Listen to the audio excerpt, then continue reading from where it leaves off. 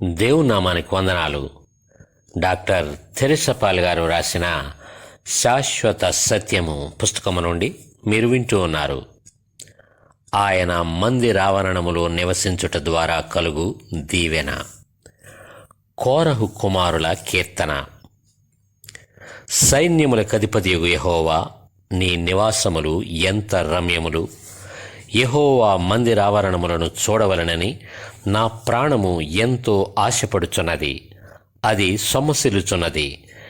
జీవము గల దేవుని దర్శించుటకు నా హృదయమును నా శరీరమును ఆనందముతో కేకలు వేయుచున్నవి. సైన్యములకధిపతియగు యెహోవా, నా రాజా, నా దేవా, నీ బలిపీఠమునొద్దనే పిచ్చుకలకు నివాసము దొరికెను. పిల్లలు పెట్టుటకు వానకోవెలకు గూటి స్థలము దొరికెను. నీ మందిరమునందు నివసించువారు ధన్యులు. వారు నిత్యము నిన్ను స్తుతించుదురు. నీ వలన బలమునందు మనుష్యులు ధన్యులు. యాత్ర చేయు మార్గములు వారికి అతి ప్రియములు. వారు బాకా లోయలో బడి వెళ్ళుచు దానిని జలమయముగా చేయుదురు. తొలకరి వాన దానిని దీవెనలతో కప్పును.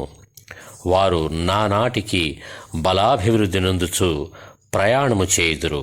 వారిలో ప్రతివాడును సియోనులో దేవుని సన్నిధిని కనబడును. యెహోవా, సైన్యములకధిపతియగు దేవా, నా ప్రార్థన ఆలకింపుము. యాకోబు దేవా, చెవియొగ్గుము. దేవా, మా కేడెమా, దృష్టించుము. నీవు అభిషేకించిన వాని ముఖమును లక్షింపుము. నీ ఆవరణములో ఒక దినము గడుపుట 1000 దినముల కంటే శ్రేష్టము.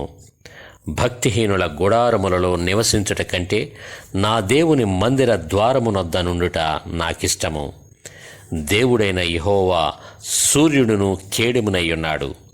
యెహోవా కృపయు ఘనతయు అనుగ్రహించును. యథార్థముగా ప్రవర్తించు వారికి ఆయన ఏ మేలును చేయక మానడు. సైన్యములకధిపతియగు యెహోవా, నీ యందు నమ్మిక ఉంచువారు ధన్యులు. కీర్తనలు 84వ అధ్యాయం.